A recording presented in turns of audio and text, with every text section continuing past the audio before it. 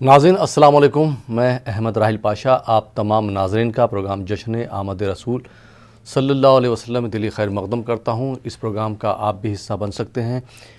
حضور صلی اللہ علیہ وسلم کے متعلق، ان کی سیرت کے متعلق، ان کی تعلیمات کے متعلق، ان کی زندگی کے متعلق کوئی بھی آپ کا سوال ہے تو آپ سوال کر سکتے ہیں۔ آپ کے سوالوں کے جوابات دینے کے لیے اور ہم سے گفتگو کرنے کے لیے حیدرآباد سے ہمارے ساتھ جڑ رہے ہیں مفتی سید صادق محی الدین صاحب۔ مفتی صاحب آپ کا خیر مقدم ہے، اور ناظرین ہمارے دوسرے مہمان رہیں گے شکیل رودولوی صاحب جو ہمارے ساتھ ایودھیا سے جڑیں گے، اور وہ آپ کو آپ کی فرمائش پر حمد اور نعت کا نذرانہ پیش کریں گے۔ مفتی سید صادق محی الدین صاحب ہمارے ساتھ جڑ گئے، تو مفتی صاحب سب سے پہلے ہمارا آپ سے سوال ہے کہ حضور صلی اللہ علیہ وسلم جب دنیا میں تشریف لائے تو انہوں نے لوگوں کو انسانیت کا کیا پیغام دیا؟ جی بسم اللہ الرحمن الرحیم، نحمده ونصلی ونسلم علی رسولہ الکریم، اما بعد۔ ناظرین گرامی، السلام علیکم ورحمۃ اللہ وبرکاتہ۔ سیدنا محمد الرسول اللہ صلی اللہ علیہ وسلم جب اس خاکدان گیتے پر تشریف لائے، اللہ سبحانہ و تعالیٰ نے آپ کو نبی و رسول بنایا، تو آپ صلی اللہ علیہ وسلم نے سب سے پہلا پیغام دیا ہے توحید کا، یکتائی کا، کہ اللہ سبحانہ و تعالیٰ ایک ہے، وہی خالق ہے، وہی مالک ہے، وہی ساری انسانیت کا پالن ہار ہے، بلکہ ساری مخلوقات کا پالن ہار ہے۔ سب اس کے محتاج ہیں، وہ کسی کا محتاج نہیں ہے۔ اسی کی عبادت بندگی بجا لانے کی آپ نے تعلیم دی، اور پھر آپ صلی اللہ علیہ وسلم نے اسی توحید کے حوالے سے ساری انسانیت کے ایک ہونے کا پیغام بھی دیا۔ اللہ سبحانہ و تعالیٰ تو ایک ہے، لیکن اللہ تعالیٰ نے سب سے پہلے جن کو پیدا فرمایا وہ سیدنا آدم علیہ السلام ہیں، اور سیدتنا حوا علیہ السلام ہیں، جن کے ذریعے سے اللہ تعالیٰ نے نسل انسانی کو ساری دنیا میں پھیلایا، اور اس نسبت سے فرمایا کہ سارے انسان آپس میں بھائی بھائی ہیں، سارے انسان آپس میں بھائی بھائی ہیں۔ انسانیت کا پیغام آپ صلی اللہ علیہ وسلم نے ساری دنیا کو دیا۔ تو ظاہر ہے یہ جو انسانیت کا پیغام ہے، انسان کی یکتائی کا پیغام ہے، انسانوں کی اکائی کا پیغام ہے کہ وہ سب ایک ہیں، یہ دراصل جڑا ہوا ہے توحید کے عقیدے کے ساتھ، توحید کے پیغام کے ساتھ۔ تو آپ صلی اللہ علیہ وسلم نے توحید کے حوالے سے ساری انسانیت کا ایک ہونے کا پیغام ارشاد فرمایا۔ چنانچہ آپ صلی اللہ علیہ وسلم کا ارشاد پاک ہے کہ تم آپس میں بھائی بھائی ہو، تم میں کسی کالے کو گورے پر، کسی گورے کو کسی کالے پر، کسی عربی کو اجمی پر، کسی اجمی کو کسی عربی پر کوئی فضیلت حاصل نہیں ہے، تم آپس میں بھائی بھائی ہو۔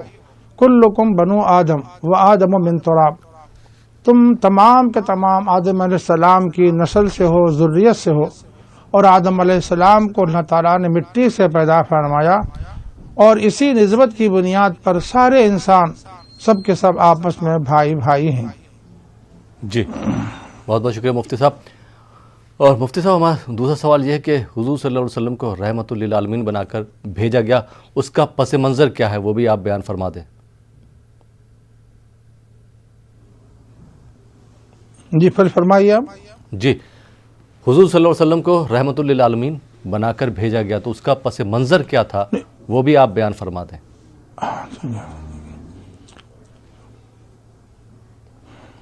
ماشاء اللہ، بڑا آپ نے پیارا سوال کیا ہے۔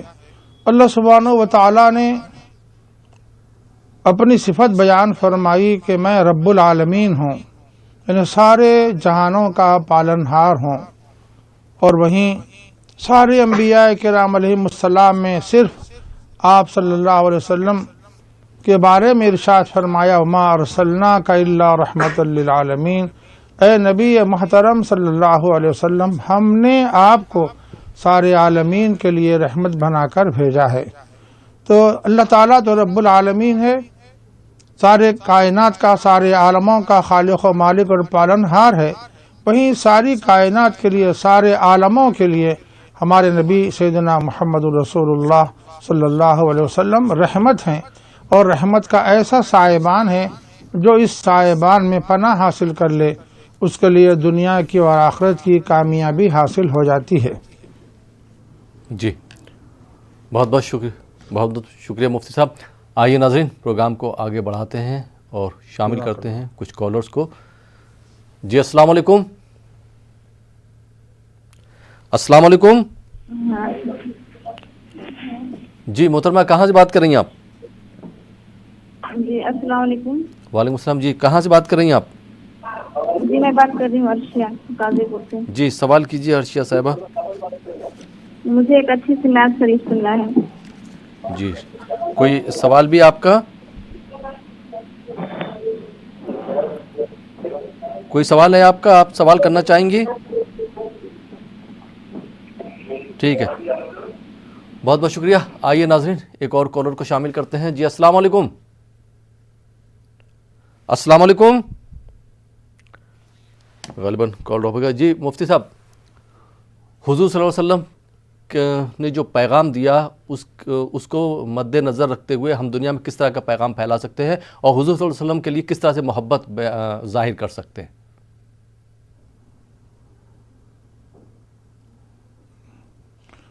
سیدنا محمد الرسول اللہ صلی اللہ علیہ وسلم کو اللہ تعالیٰ نے رحمت العالمین بنا کر مبعوث فرمایا ہے۔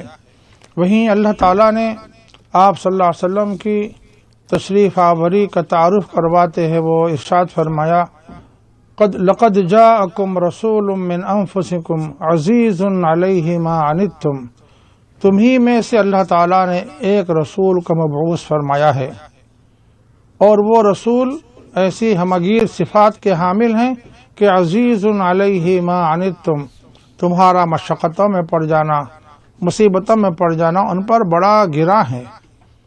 وہ بہت زیادہ اپنے اوپر بار محسوس کرتے ہیں انسانیت کی گمراہی کو دیکھ کر، ان کی مصیبتوں میں پڑے دیکھ کر آپ صلی اللہ علیہ وسلم پر بڑا بار ہوتا ہے، آپ کے قلب پر آپ کی بڑی گرانی ہوتی ہے۔ اور فرمایا بالمؤمنین رؤوف الرحیم، اور ایمان والوں پر تو آپ بے نہایت مہربان ہیں، شفیق ہیں۔ تو اللہ کے نبی صلی اللہ علیہ وسلم کی دو جہتوں کا یہاں تذکرہ فرمایا گیا ہے۔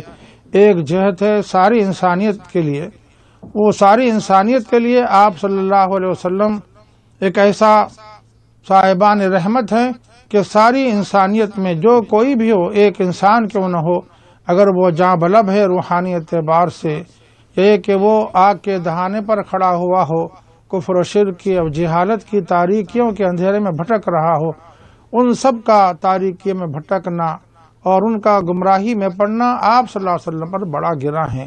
اس اعتبار سے آپ چاہتے یہ ہیں کہ ساری انسانیت کامیابی حاصل کرے، اس دنیا کی بھی اور آخرت کی بھی، لیکن آپ صلی اللہ علیہ وسلم کا ایمان والوں سے خاص رابطہ ہے۔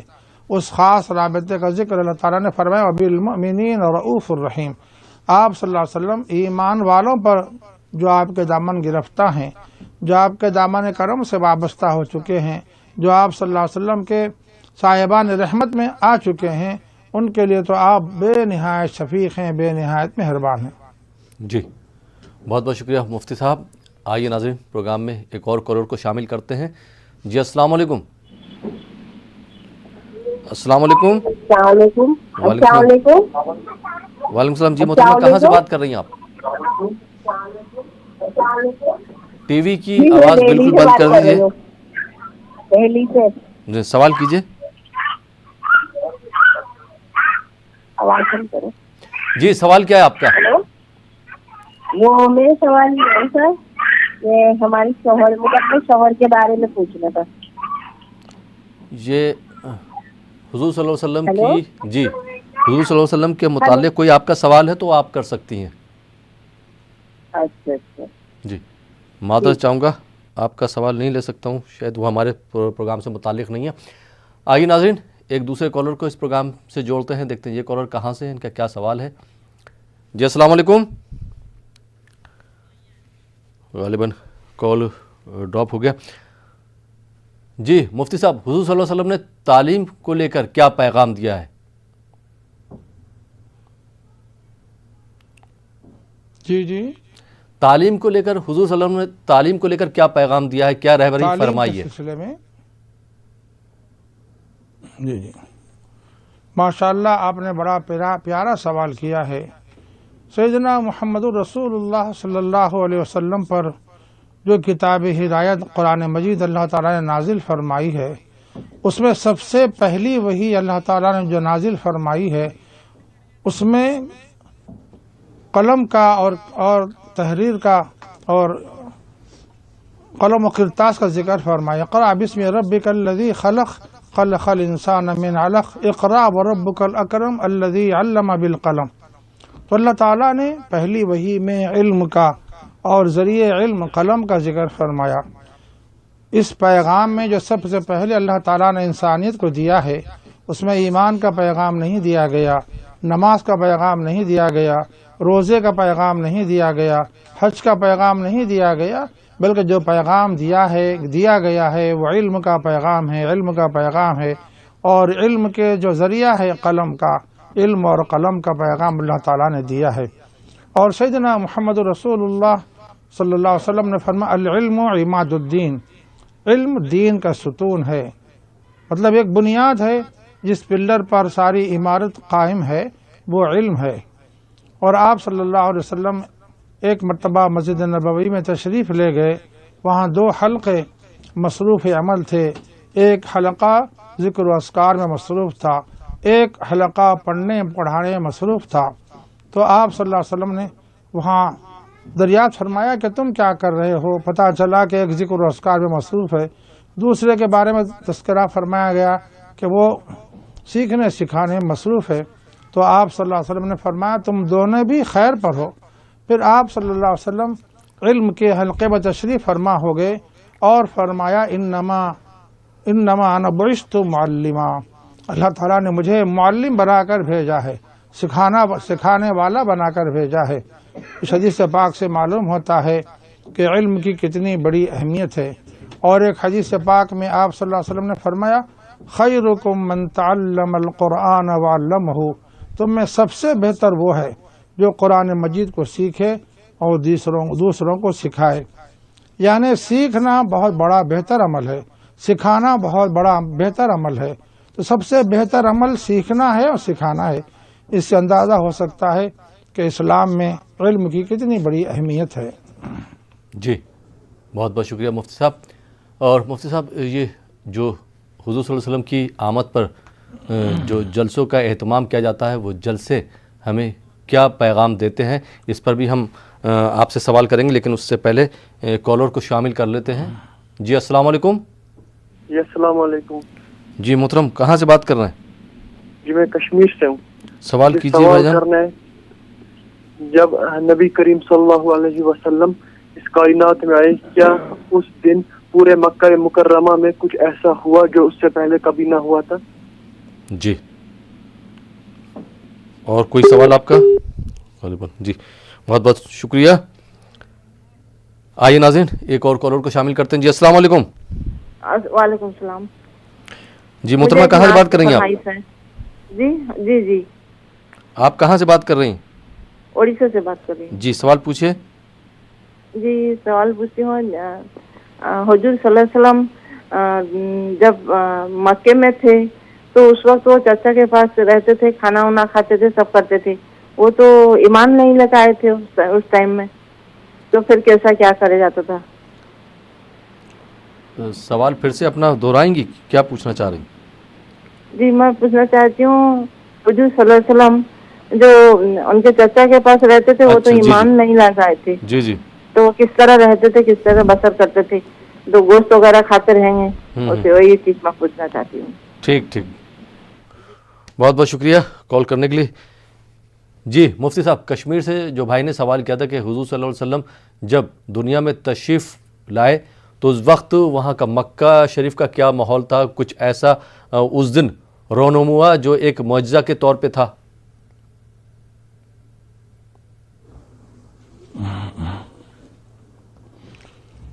سیدنا محمد رسول اللہ صلی اللہ علیہ وسلم کا معمول تھا کہ آپ غار حرا میں تشریف لے جاتے، وہاں ذکر و فکر میں مصروف رہتے، اللہ سبحانہ و تعالیٰ کی یاد میں مصروف رہتے۔ جب آپ صلی اللہ علیہ وسلم کی عمر شریف 40 سال کی ہوئی تو اللہ سبحانہ و تعالیٰ نے سب سے پہلی وہی سورہ علق کی نازل فرمائی، سورہ علق کی آیات نازل فرمائیں۔ جب اللہ تعالیٰ نے آپ کو نبی بنایا تو آپ صلی اللہ علیہ وسلم نے یہ پیغام ساری انسانیت تک پہنچایا۔ ظاہر ہے وہ دن مکہ المکرمہ میں ایک بہت بڑا انقلاب آگی دن تھا، ایک ایسا سال انقلاب کا دن تھا جس دن کفر و شرک کی تاریکیاں چھٹ گئیں، ظلم و جور کی ظلمتیں ختم ہوئیں اور انسان آپس میں بھائی بھائی بن گئے۔ ظاہر ہے یہ وحی الہی کی برکت ہے کہ سیدنا محمد رسول اللہ صلی اللہ علیہ وسلم نے قرآن پاک کی تعلیم ساری انسانیت کو دی اور کتاب و حکمت کے چشمے ان پر جاری فرمائے اور ان پر فیضان فرمایا اور ان کے نفوس کا تزکیہ فرمایا۔ اور مختصر الفاظ میں کہا جائے تو یہ کہا جا سکتا ہے کہ آپ صلی اللہ علیہ وسلم نے انسانوں کو حقیقی معنی میں انسان بنایا۔ تو ظاہر ہے جس دن اللہ تعالیٰ نے قرآن پاک نازل فرمایا ہے، جب سب سے پہلی وہی نازل ہوئی ہے اور مکہ المکرمہ میں نازل ہوئی ہے، اس سے بڑا معجزہ اور کیا ہو سکتا ہے؟ اس سے بڑا ایمان افروز واقعہ اور کیا ہو سکتا ہے؟ ایک الگ بات ہے کہ مکے کے ماحول میں پذیرائی نہیں ملی، اس کو ٹھنڈے دل سے قبول نہیں کیا گیا، لیکن آپ صلی اللہ علیہ وسلم نے اپنے پیغام پہنچانے کا حق ادا فرمایا، فاران کی چوٹیاں پر تشریف لے گئے اور آپ صلی اللہ علیہ وسلم نے سب سے خطاب کر کے فرمایا کہ اس پہاڑی کے اس جانب اگر میں یہ کہوں کہ کوئی دشمن آ پہنچا ہے کہ تم میری بات پر یقین کرو گے نہیں کرو گے؟ سبوں نے بیک آواز کہا کہ ہم ضرور آپ کی بات پر یقین کریں گے، اس لیے کہ آپ صادق ہیں، امین ہے، آپ کی 40 سالہ زندگی ہمارے سامنے کھلی کتاب ہے، تو ظاہر ہے ہم تو آپ کی بات کی تصدیق کریں گے۔ تو آپ صلی اللہ علیہ وسلم نے ان کے اس اقرار و عہد کے بعد فرمایا کہ دیکھو مجھے اللہ تعالیٰ نے نبی اور رسول بنا کر مبعوث فرمایا ہے، خاتم النبیین بنا کر مبعوث فرمایا ہے، میں اس کائنات میں آخری نبی ہوں اور مجھ پر جو نازل ہوا اللہ تعالیٰ کے پیغام کتاب ہدایت قرآن مجید وہ آخری صحیفہ ہدایت ہے۔ جو کامیابی چاہتا ہو وہ ایمان لائے، اللہ کی معرفت حاصل کرے، توحید کا اقرار کرے، دل سے یقین کرے اور میری نبوت اور رسالت پر یقین کرے اور ایمان لائے اور اس سے جڑے ہوئے سارے اعتقادات کو قبول کرے اور وہ اعمال اختیار کرے اسلام جس کا تقاضا کرتا ہے۔ ظاہر ہے یہ وہ پیغام رحمت ہے جو ساری انسانیت کے لیے اللہ تعالیٰ کے نبی صلی اللہ علیہ وسلم نے دیا ہے۔ ظاہر ہے انسان کی دو جہتیں ہیں، ایک جسمانی جہت ہے، مادی جہت ہے، ایک روحانی جہت ہے۔ مادی اعتبار سے جیسے انسان غذا کا محتاج ہے، ہوا کا محتاج ہے، آکسیجن کا محتاج ہے، اسی طرح انسان کی روح بھی روحانی غذا کی محتاج ہے، اور انسانیت کی جو روح کا تقاضا ہے، انسانی روح کی جو طلب ہے وہ ہے اسلام۔ اسلام اسلام اسلام دین فطرت ہے۔ تو قرآن مجید اور اس کی تشریحات سیدنا محمد رسول اللہ صلی اللہ علیہ وسلم کی احادیث مبارکہ ظاہر ہے یہ وہ پیغام ہدایت ہے جو جاں بلب روحوں کے لیے حیات جاویدانی کا پیغام لاتے ہیں۔ اس طرح آپ صلی اللہ علیہ وسلم نے ساری انسانیت کو یہ پیغام دیا ہے، انسانیت کا پیغام دیا ہے، شرافت کا، محبت کا پیغام دیا، تقوی و طہارت کا پیغام دیا، بھائی چارے کا پیغام دیا، آپس میں مل جل کر محبت سے رہنے کا پیغام دیا، اور سب کو یہ پیغام ہدایت دے دیا کہ آپ چاہتے ہو کہ کامیابی حاصل کریں دنیا کی اور آخرت کی تو آؤ میرے صاحبان رحمت میں پناہ حاصل کر لو۔ جی بہت بہت شکریہ مفتی سید صادق محی الدین صاحب، اور ہمارے ساتھ ہمارے دوسرے مہمان شکیل ردولوی صاحب ایودھیا سے بھی جڑ چکے ہیں۔ جی شکیل صاحب آپ کا بہت بہت خیر مقدم ہے اس پروگرام میں، اور میں آپ سے حمد اور نعت کی فرمائش بھی کریں گے اپنے ناظرین کی طرف سے، لیکن یہاں پر ایک بریک لے لیتے ہیں۔ اس سے پہلے ناظرین آپ دیکھ رہے ہیں پروگرام جشن آمد رسول صلی اللہ علیہ وسلم، وقت ہو چلا ہے ایک چھوٹے سے بریک کا۔ بریک کے بعد آپ کی خدمت میں پھر حاضر ہوں گے۔ آپ دیکھتے رہیے ہمارا یہ خاص لائیو فون ان پروگرام جشن آمد رسول صلی اللہ علیہ وسلم۔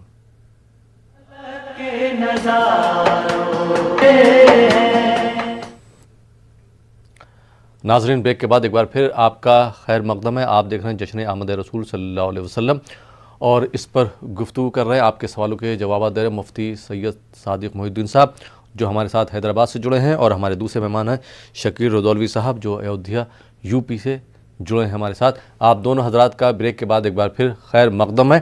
اور شکیل رضولوی صاحب، ہمارے پاس نعت کی فرمائش آ چکی ہیں، تو میں آپ سے درخواست کروں گا کہ ہمارے ناظرین کی جو نعت کی فرمائش ہے اس کو آپ پورا کریں اور ایک اچھا سا کلام پیش کریں. جی شکیل صاحب.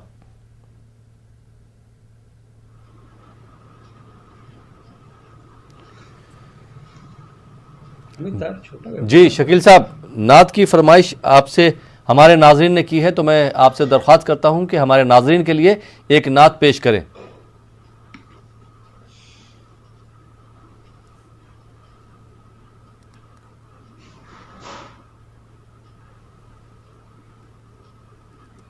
جی شکیل صاحب، میری آواز آپ تک آ رہی ہے؟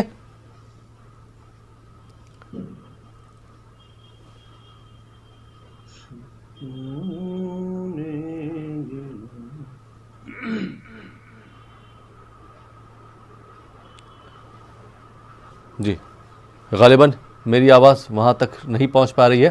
آئیے ناظرین کچھ کالر کو شامل کرتے ہیں اس پروگرام میں. دیکھتے ہیں یہ کالر کہاں سے، ان کے کیا سوال ہے. جی السلام علیکم. وعلیکم السلام. جی محترمہ، کہاں سے بات کر رہی ہیں آپ؟ ہم اڑیسہ سے بات کر رہے ہیں. جی سوال کیجیے. سوال ہے، ایک نعت کی فرمائش ہے اور دوسری ہے جو حضور صلی اللہ علیہ وسلم کی پردہ جب کرے تو کس ہفتے کی کون سی دن تھی اور کس وقت جب انہوں نے پردہ کیا ہے، کون سی تاریخ تھی؟ جی ٹھیک. اور ہفتے کی کون سی دن تھی؟ ٹھیک. جی ہفتہ تو آپ خود بتا رہی ہیں، ہفتے کا دن تھا. پھر آپ ٹھیک ہے، مفتی صاحب سے ہم پوچھ لیں گے آپ کیا سوال پوچھنا چاہ رہی ہیں. سمجھ گئے. بہت بہت شکریہ اڑیسہ سے کال کرنے کے لیے. آئیے ناظرین ایک اور کالر کو شامل کرتے ہیں، لیکن اس سے پہلے ہم مفتی صاحب سے سوال لے لیتے ہیں. جی مفتی صاحب، اڑیسہ سے بہن نے سوال کیا کہ آپ صلی اللہ علیہ وسلم اپنے چچا کے پاس رہتے تھے تو کھانا پینا کس طرح سے کرتے تھے، کیونکہ چچا نے اس وقت تک پھر اسلام قبول نہیں کیا تھا، تو ان کا کھانا پینا کس طرح سے ہوتا تھا؟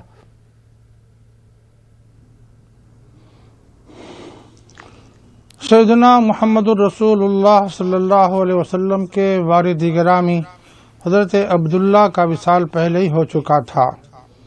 پھر آپ صلی اللہ علیہ وسلم کی والدہ محترمہ جب آپ صلی اللہ علیہ وسلم کی عمر شریف 6 سال کی تھی اس وقت دنیا سے رحلت فرما گئیں. اب آپ صلی اللہ علیہ وسلم بچپن میں ظاہر اپنے چچا حضرت ابو طالب کے ہاں زیر پرورش رہے. انہوں نے بہت پیار سے، شفقت سے، محبت سے آپ کی پرورش فرمائی. آپ صلی اللہ علیہ وسلم کو انہوں نے آپ صلی اللہ علیہ وسلم کی ماں کا پیار دیا، ان کے والد کا پیار دیا. حضرت عبد المطلب کی آپ کفالت میں تھے، دادا کی کفالت میں تھے. اور اس کے بعد عبد المطلب جو دادا تھے وہ بھی دنیا سے رخصت ہو گئے، تو آپ صلی اللہ علیہ وسلم کے چچا حضرت ابو طالب نے یہ ذمہ داری سنبھالی اور آپ کی پرورش فرمائی. ظاہر آپ صلی اللہ علیہ وسلم جب نکاح فرما چکے 25 سال کی عمر میں، تب آپ صلی اللہ علیہ وسلم الحمدللہ اس عمر پہ پہنچ گئے تھے کہ وہ خود تجارت فرماتے تھے. ایسا نہیں ہوا کہ آپ صلی اللہ علیہ وسلم کے بڑے ہو جانے کے بعد بھی وہ اپنے چچا کے زیر کفیل رہے ہوں، زیر کفالت رہے ہوں. جب تک آپ ابھی شعور کی منزل میں نہیں آئے تھے اس وقت تک تو آپ اپنے چچا کے زیر کفالت رہے ہیں، لیکن جیسے ہی آپ صلی اللہ علیہ وسلم کی شعور بیداری کی عمر آ چکی تو آپ صلی اللہ علیہ وسلم نے خود تجارت فرمائی. سامان تجارت لے کر آپ مختلف ملکوں میں جاتے اور جو کچھ اس سے نفع حاصل ہوتا اس سے آپ صلی اللہ علیہ وسلم زندگی گزارا کرتے تھے. چنانچہ ہم سب کی پہلی ماں ام المومنین خدیجہ الکبریٰ رضی اللہ تعالیٰ عنہ بڑی مالدار خاتون تھیں نبوت سے پہلے بھی، اور آپ صلی اللہ علیہ وسلم سے ان کا نکاح ہونے سے پہلے ہی سے آپ صلی اللہ علیہ وسلم کو مال تجارت حوالے فرماتی. آپ صلی اللہ علیہ وسلم باہر ملکہ میں تشریف لے جاتے، تجارت فرماتے، اس کے بعد جو کچھ منافع آتا بہت زیادہ سچائی کے ساتھ، امانت کے ساتھ، وہ پورے کا پورا منافع وہ سارا کاروبار ان کے حوالے فرما دیتے۔ چنانچہ عائشہ ام المومنین خدیجہ کبریٰ رضی اللہ عنہا کو یہ آپ کی ادا بہت پسند تھی۔ یہی وجہ ہے کہ آپ صلی اللہ علیہ وسلم صادق تھے، امین تھے، اور سارا مکے کا ماحول آپ صلی اللہ علیہ وسلم کے صادق ہونے کا، امین ہونے کا گواہ تھا۔ تو معلوم یہ ہوتا ہے کہ آپ صلی اللہ علیہ وسلم زندگی تمام اپنے چچا کے زیر کفالت نہیں رہے ہیں۔ آپ صلی اللہ علیہ وسلم بذات خود محنت فرماتے، اور اس طرح آپ اپنی زندگی کے اوقات بتاتے تھے، اپنی ضروریات کی تکمیل کا سامان کر لیا کرتے تھے۔ جی بہت بہت شکریہ مفتی سید سعدی محی الدین صاحب، اور میرے ساتھ شکیل دولوی صاحب بھی ایک بار پھر سے جڑ گئے ہیں، تو میں ان سے درخواست کرتا ہوں کہ ہمارے ناظرین کی فرمائش پر ایک نعت پیش کریں۔ جی شکیل صاحب۔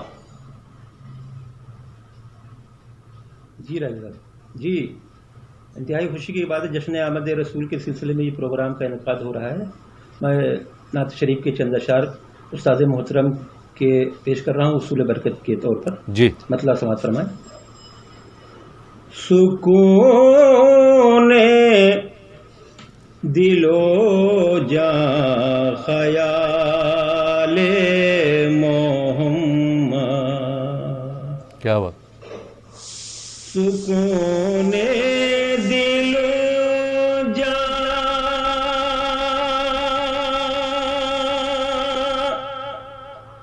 خیال محمد،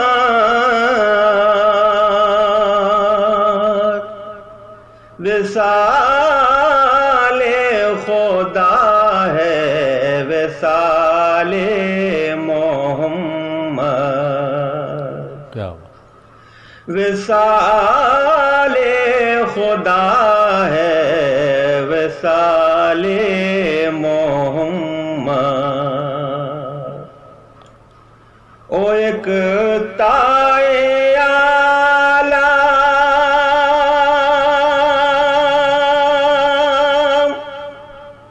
وہ شہ کار فطرت،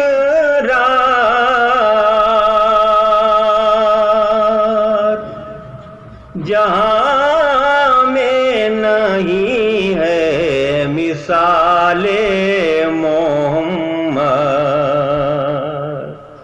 جہاں میں نہیں ہے مثال محمد، تراسی ہے آنکھیں کیا بات، بصیرت عطا ہو،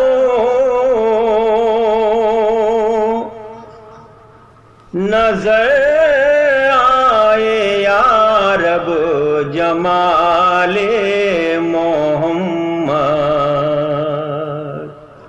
نظر آئے یا رب جمال محمد، صداقت کا ایک آئینہ بن کے آیا، بے شک، کیا بات، حقیقت نما ہے جمال محمد، سکون دل و جاں خیال محمد۔ اور یہ شعر بطور خاص دیکھیے حضرات۔ جی ارشاد۔ اوے صوب گنچے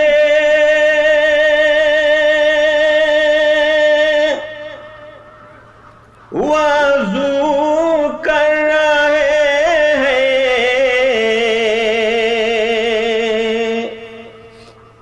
اذان دے رہے ہیں بلال محمد، بہت خوب،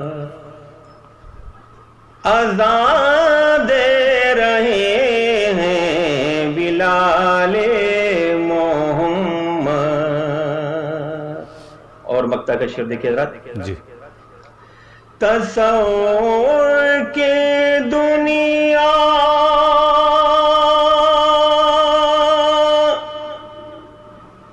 مہکنے لگی ہے، نظیر آ رہا ہے خیال محمد، سکون دل و جاں خیال محمد، وصال خدا ہے وصال محمد. بہت بہت شکریہ شکیل ادولوی صاحب. ناظرین آپ دیکھ رہے ہیں پروگرام جشن آمد رسول صلی اللہ علیہ وسلم. فی الحال اس پروگرام میں وقت ہو چلا ایک چھوٹے سے بریک کا. بریک کے بعد آپ کی خدمت میں پھر حاضر ہوں گے. آپ دیکھتے رہیے پروگرام جشن آمد رسول صلی اللہ علیہ وسلم. ناظرین بریک کے بعد ایک بار پھر آپ کا خیر مقدم ہے. آپ دیکھ رہے ہیں ہمارا یہ لائیو فون ان پروگرام جشن آمد رسول صلی اللہ علیہ وسلم، اور آپ کے سوالوں کے جوابات دے رہے ہیں مفتی سید صادق محی الدین صاحب جو ہمارے ساتھ حیدرآباد سے جڑے ہیں، اور ہمارے دوسرے مہمان ہیں شکیل ادولوی صاحب جو یو پی ایودھیا سے جڑے ہیں. آپ دونوں حضرات کا بریک کے بعد ایک بار پھر خیر مقدم ہے، اور بریک کے بعد ایک اور کالر کو شامل کرتے ہیں. جی السلام علیکم. السلام علیکم. جی السلام علیکم. غالباً کال ڈراپ ہو گیا. جی مفتی صاحب ایک سوال آپ سے کرنا چاہوں گا کہ حضور صلی اللہ علیہ وسلم کا یتیموں کے ساتھ اور غریبوں کے ساتھ کس طرح کا سلوک تھا؟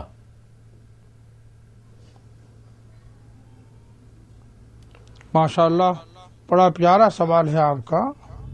سیدنا محمد رسول اللہ صلی اللہ علیہ وسلم ساری انسانیت کے لیے رحمت بن کر تشریف لائے.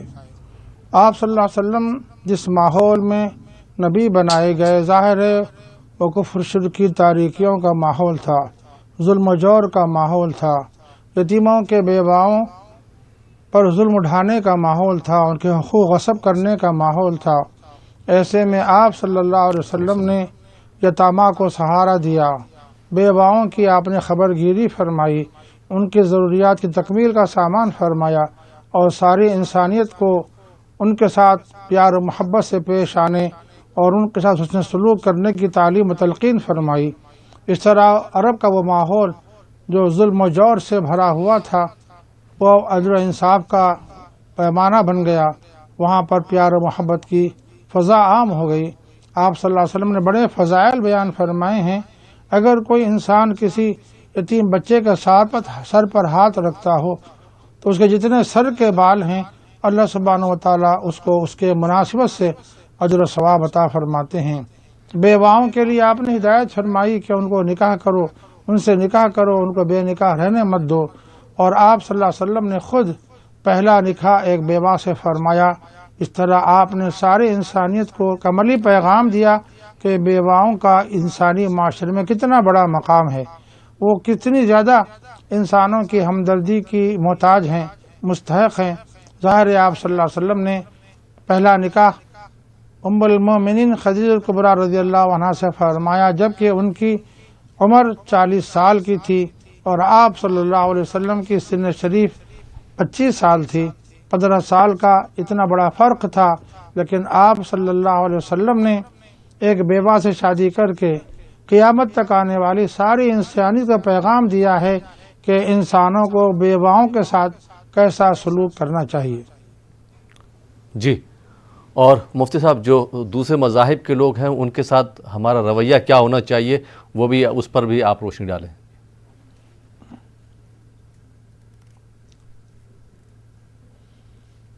اس دنیا میں جتنے مذاہب اس وقت موجود ہیں جی ظاہر ہے ان سب سے ہمارا رشتہ بھائی بندی کا ہے.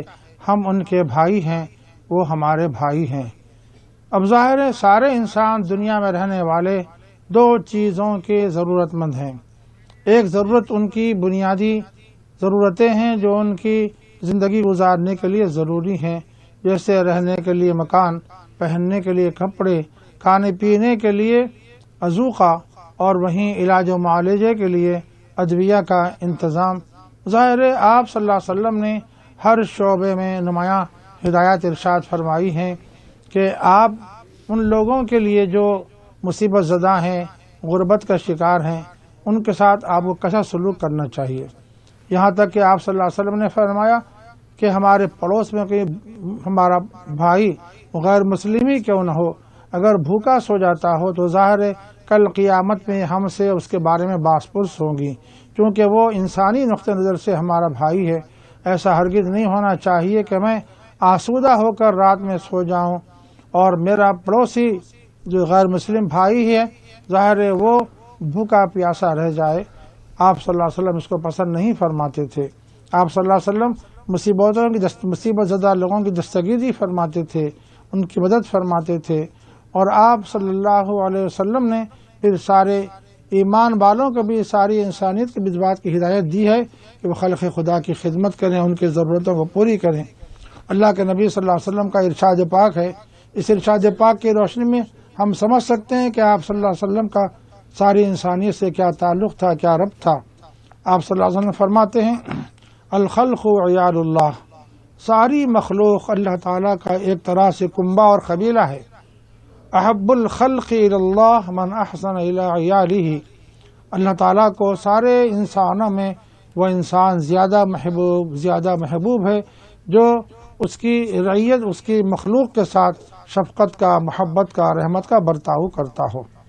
آپ صلی اللہ علیہ وسلم نے صرف پیغام ہی نہیں دیا بلکہ آپ ساری انسانیت کے لیے پیغام رحمت بن گئے، اور وہ جو مصیبت زدہ ہیں ان کے لیے آپ دستگیری کرنے والے بن گئے، جو فاقہ زدہ تھے ان کے لیے آپ صلی اللہ علیہ وسلم نے ان کے کھانے پینے کا انتظام فرمایا، جو مصیبت زدہ ہیں ان کی مصیبت کو دور کرنا آپ نے اپنی زندگی کا مشن بنا لیا۔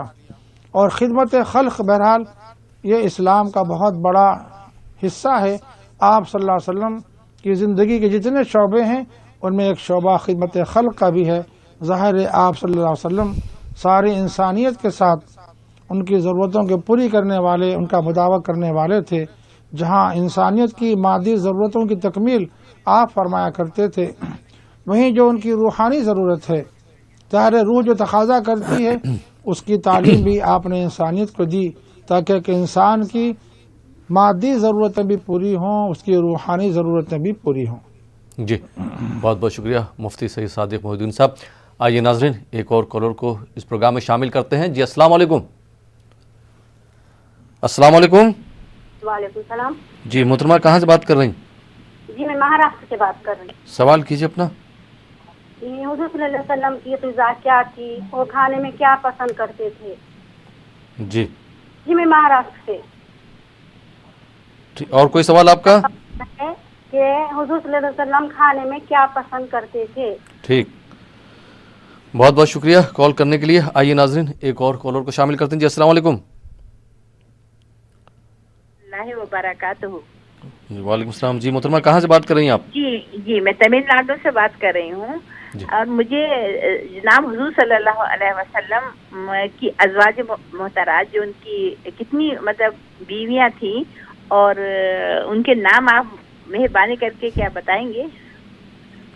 ٹھیک۔ اور دوسرا سوال ایک اور ہے، دو سوال ہیں جی۔ دوسرا سوال میرا یہ اہم سوال ہے کہ حضور صلی اللہ علیہ وسلم کی نگاہ میں، حضرت رسول صلی اللہ علیہ وسلم کی نگاہ میں مہر کی کیا اہمیت ہے، اور مہر ادا کرنا کیا واقعی ضروری ہے؟ اگر نہیں کر سکے شوہر، کسی وجہ سے نہیں کر سکے ہیں کیونکہ ان کو تو احساس نہیں ہے، تو اس کے لیے آپ بتائیے ان کا کیا فعل ہوگا؟ ٹھیک، شکریہ، بہت بہت شکریہ کال کرنے کے لیے۔ جی مفتی صاحب، جو محترمہ نے سوال کیا کہ نکاح میں مہر کی کیا اہمیت ہے، اور اگر شوہر کسی وجہ سے اگر مہر ادا نہیں کر سکتا ہے اپنی بیوی کا تو ایسی صورت میں کیا کیا جائے؟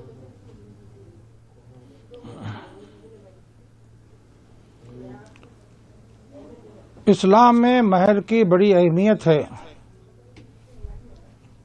ارشاد باری تعالیٰ ہے وَآتُوهُنَّ صَدُقَاتِهِنَّ نِحْلَةً، تم عورتوں کو ان کا مہر ادا کر دیا کرو۔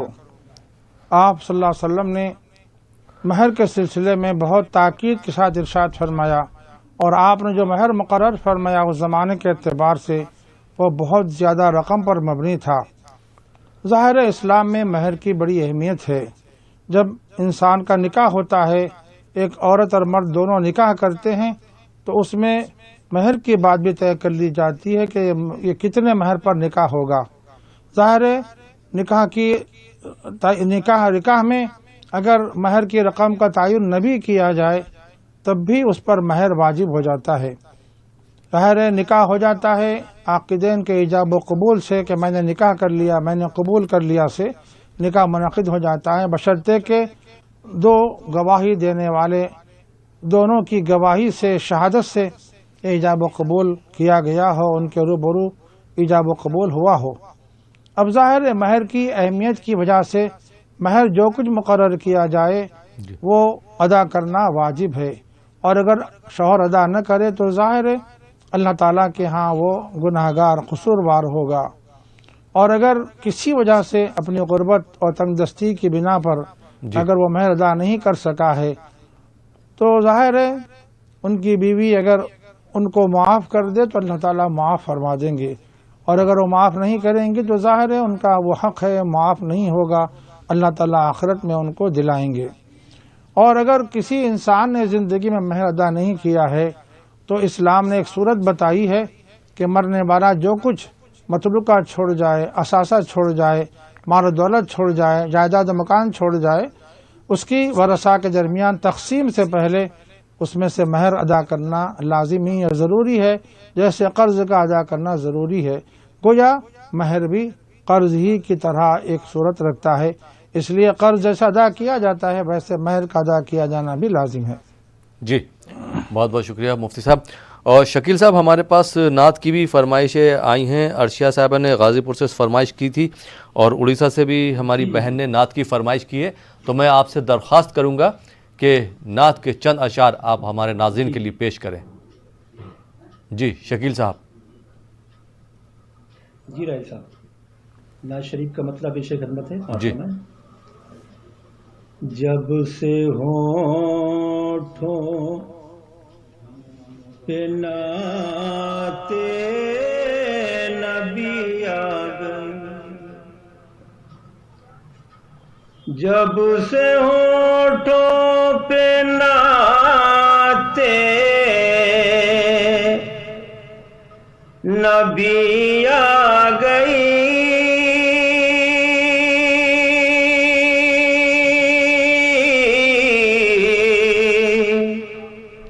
زندگی میں عجب دل کشی آ گئی، زندگی میں عجب دل کشی آ گئی، آمد مصطفیٰ مرحبا مرحبا، آمد مصطفیٰ مرحبا مرحبا،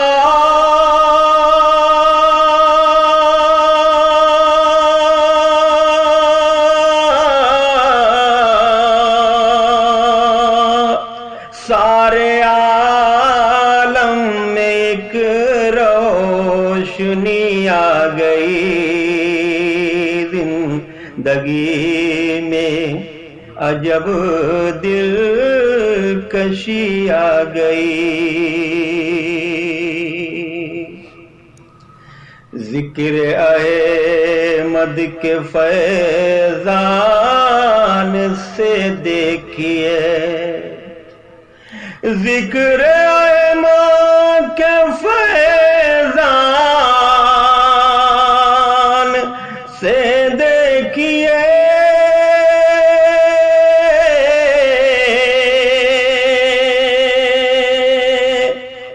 بجھتی شمعوں میں بھی روشنی آ گئی، سارے عالم میں ایک روشنی آ گئی. اور مکتے کا شعر حضرات.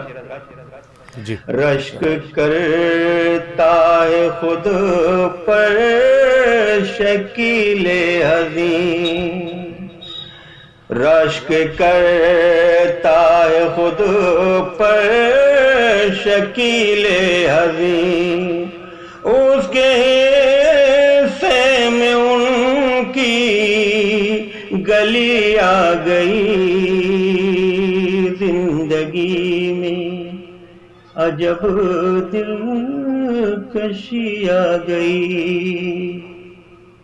بہت بہت شکریہ شکیل صاحب اس خوبصورت کلام کے لیے. آئیے ناظرین اس خوبصورت کلام کے بعد ایک اور کالر کو پروگرام سے جوڑتے ہیں, دیکھتے ہیں یہ کالر کہاں سے, ان کا کیا سوال ہے. جی السلام علیکم. السلام علیکم. السلام علیکم ورحمۃ اللہ. وعلیکم السلام ورحمۃ اللہ وبرکاتہ. جی محترم کہاں سے بات کر رہے ہیں آپ؟ میں تو کشمیر سے ہوں جناب. سوال پوچھیے اپنا. سوال تو یہ ہے کہ آج آمد رسول صلی اللہ علیہ وسلم کے دن چل رہے ہیں. جی مجھے عرض ہے حضور پاک صلی اللہ علیہ وسلم کا نور کہاں سے آیا اور کس پیغمبر سے ختم ہوا؟ سوال دہرائیں گے, کیا پوچھنا چاہ رہا ہے؟ نور تو اللہ تعالیٰ نے بنایا, لیکن کس پیغمبر تک حضور پاک صلی اللہ علیہ وسلم خود آئے نا. جی ہاں بھائی اتنا ہی سوال. ٹھیک ہے, بہت بہت شکریہ. جی مفتی صاحب, میاں بیوی کے درمیان جو تعلقات ہیں وہ کس طرح سے بہتر رہ سکتے ہیں؟ حضور صلی اللہ علیہ وسلم نے اس کے لیے کیا پیغام دیا؟ کیونکہ ہوتا یہ ہے کہ ہمیں ذرا ساری بات برداشت نہیں ہوتی اور ذرا سی بات پر جو ہے رشتے جو ہے وہ ٹوٹ جاتے ہیں, تعلقات خراب ہو جاتے ہیں. تو حضور صلی اللہ علیہ وسلم نے کیا ارشاد فرمایا تھا ایسے رشتوں کو ہموار کرنے کے لیے اور برقرار اچھے رشتے برقرار رکھنے کے لیے, ان کا کیا پیغام ہے؟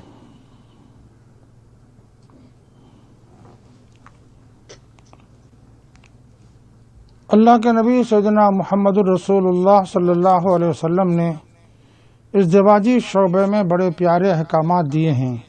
اس میں شوہر کے کیا حقوق ہیں وہ بیان کر دیے گئے ہیں, بیوی کے کیا حقوق ہیں ان کو بھی آپ صلی اللہ علیہ وسلم نے بیان فرمایا ہے.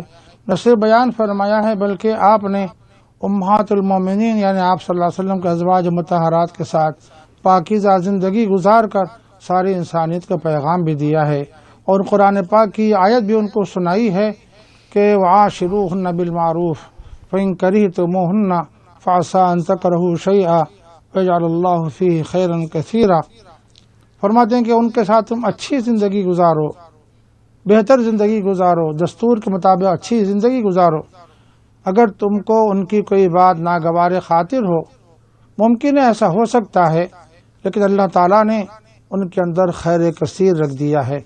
ظاہر ہے اس سلسلے میں جہاں اللہ کے نبی صلی اللہ علیہ وسلم نے حقوق بیان فرمائے ہیں شوہر کے بیویوں پر, بیویوں کے شوہروں پر, وہیں آپ صلی اللہ علیہ وسلم نے عورتوں کی زیادہ رعایت رکھی ہے. چنانچہ آپ صلی اللہ علیہ وسلم نے ازواج مطہرات کے ساتھ ویسی ہی پاکیزہ زندگی گزار کر ساری انسانیت تک آپ نے تعلیم دی ہے. اور آپ صلی اللہ علیہ وسلم کا ارشاد پاک ہے تم میں سب سے اچھے وہ ہیں جو اپنے اہل خانہ کے ساتھ اچھے ہیں, اپنی بیوی بچوں کے ساتھ اچھے ہیں. ظاہر خیارکم لنسائہم, تم میں اچھے انسان وہ ہیں جو اپنی بیویوں سے اچھے ہیں. اور اگر کوئی شوہر بیویوں سے اچھے نہیں ہیں تو پھر وہ اچھے انسان نہیں کہلاتے. اور اللہ کے نبی صلی اللہ علیہ وسلم نے بیویوں کو ہدایت دی ہے کہ وہ اپنے شوہروں کی اطاعت کریں, فرما برداری کریں, ان سے محبت کریں, ان کی خدمت کریں اور اس طرح ان کو راضی رکھنے کی کوشش کریں, ہنستے مسکراتے ان کا استقبال کریں. جی یہاں تک حدیث پاک میں فرمایا کہ اگر کسی خاتون کا انتقال ہو جاتا ہے اور اس کا شوہر اس سے راضی ہو تو دخلت الجنہ, ایسی خاتون جنت میں داخل ہوگی. جی بہت بہت شکریہ مفتی صاحب ان تمام سوالوں کے جوابات کے لیے. آپ ہمارے ساتھ جڑے اور آپ نے ہمارے ناظرین کے سوالوں کے جوابات دیے. اور شکیل ادولوی صاحب آپ کا بھی بہت بہت شکریہ کہ آپ نے ہمارے ناظرین کی فرمائش پر نعت پیش کی. آپ دونوں حضرات کا پروگرام میں شرکت کرنے کے لیے بہت بہت شکریہ. تو ناظرین یہ تھا پروگرام جشن آمد رسول صلی اللہ علیہ وسلم. فی الحال یہ پروگرام اب یہیں پہ ختم ہوتا ہے. اسی کے ساتھ اپنے میزبان احمد راحیل پاشا کو اجازت دیجیے اور آپ دیکھتے رہیے نیوز 18 اردو. زمین کی بہاروں سبھی میں مناؤ حضور آ گئے ہیں۔ سائیکل پیور اگربتی کی طرف سے آپ سب